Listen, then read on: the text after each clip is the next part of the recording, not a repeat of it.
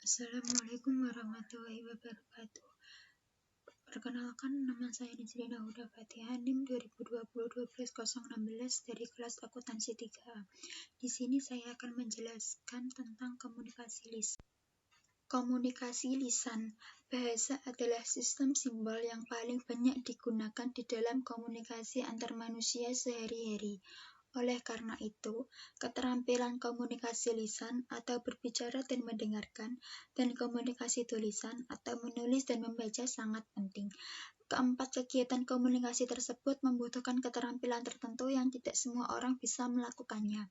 Pokok bahasan ini mempelajari berbagai prinsip, teori, permasalahan, faktor-faktor penentu, dan kiat-kiat tertentu tentang keempat keterampilan dasar komunikasi.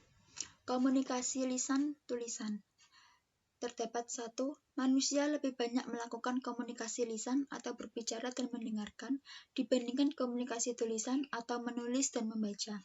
Dari Barkat et al. 1981 dalam Tub dan Mos 1997. Yang kedua, komunikasi menyampaikan lebih membangkitkan dibandingkan dengan menerima. Dari Crane et al. Dalam Tubbs and Moss 1990. Di sini terdapat diagram komunikasi lisan dan tulisan. Dapat dilihat dengan diagram tersebut yang berisi membaca 17%, berbicara 16%, menulis 14%, dan mendengarkan 53%, dengan total diagram 100%. Dan dapat dilihat di sini juga terdapat tabel dengan nomor urutnya yang berisi kolom perilaku membantu dan urutan. Dengan berbicara dengan urutan nomor 1, mendengarkan dengan urutan nomor 3, menulis dengan urutan nomor 2, membaca dengan nomor urut.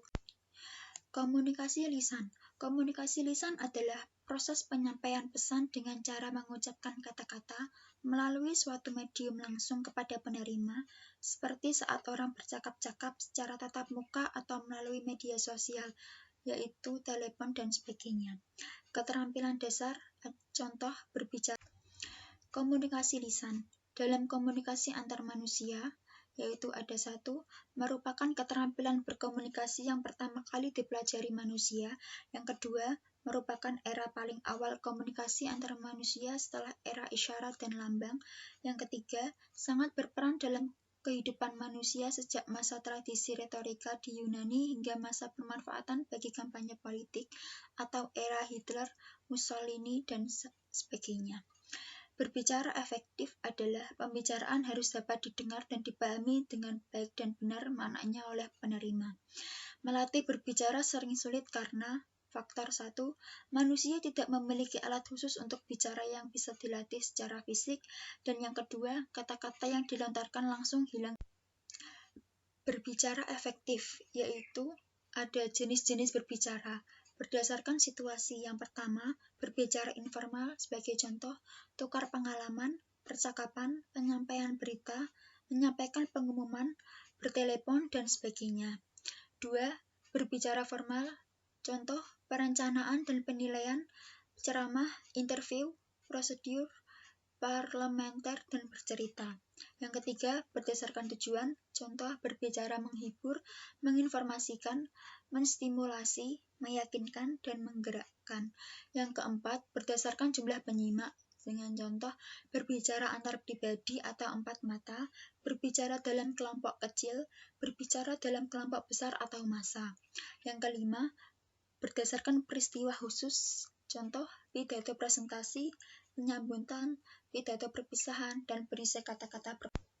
Yang kedua, berdasarkan metode penyampaian. Yang pertama, penyampaian secara mendadak atau impromptu adalah tanpa rencana harus berbicara di depan suatu forum, mungkin karena menggantikan pembicara yang tidak datang atau karena alasan lain. Yang kedua, penyampaian berdasarkan catatan kecil. Yang ketiga, penyampaian berdasarkan hafalan, yaitu ada naskah tapi sudah dihafalkan sehingga pada saat berbicara tidak membacanya. Yang keempat, penyampaian berdasarkan naskah, yaitu berbicara dengan cara membacakan naskah. Berbicara efektif. Contoh mengembangkan keterampilan. Berbicara memerlukan keterampilan khusus, perlu latihan, terutama pertama, mengkode materi ke dalam kata-kata lisan, kedua, menyampaikannya dengan benar dan sesuai, yang ketiga, mengembangkan empati terhadap pendengar. Terdapat teknik berbicara efektif, yaitu yang pertama, bahasa efektif, tata bahasa benar, kosakata atau variasi, yang kedua, materi dengan jelas, sesuai, dikenal, minat, terasosiasikan. Yang ketiga, cara atau gaya berbicara dengan pengucapan, penampilan, dan gerak-gerik. Yang keempat, penampilan berbicara dengan postur tubuh, pakaian, dan perhiasan, dan gerak-gerik. Yang kelima, hubungan dengan pendengar, yaitu mengenal, melibatkan, tidak mendominasi, menghargai, dan sebagainya.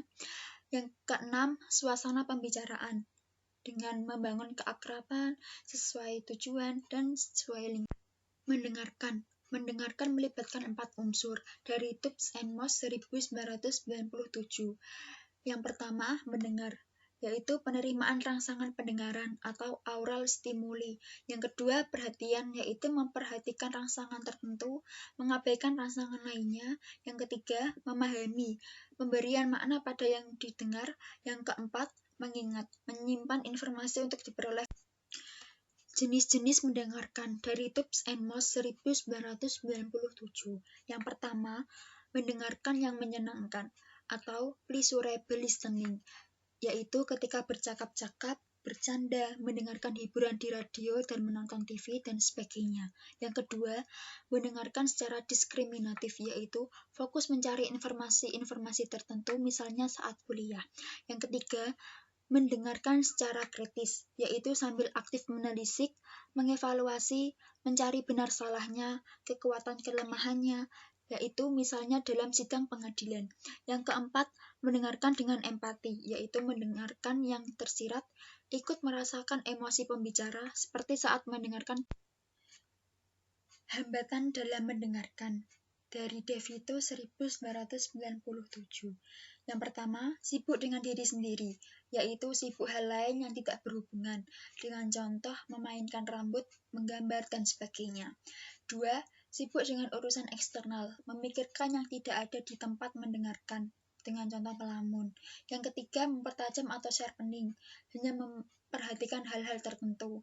Yang keempat, asimilasi, yaitu merekonstruksi yang didengar sesuai sikap, prasangka, kebutuhan, dan nilai-nilai sendiri. Yang kelima, faktor kawan atau lawan, yaitu mendistorsi pesan karena sikap kepada pembicara.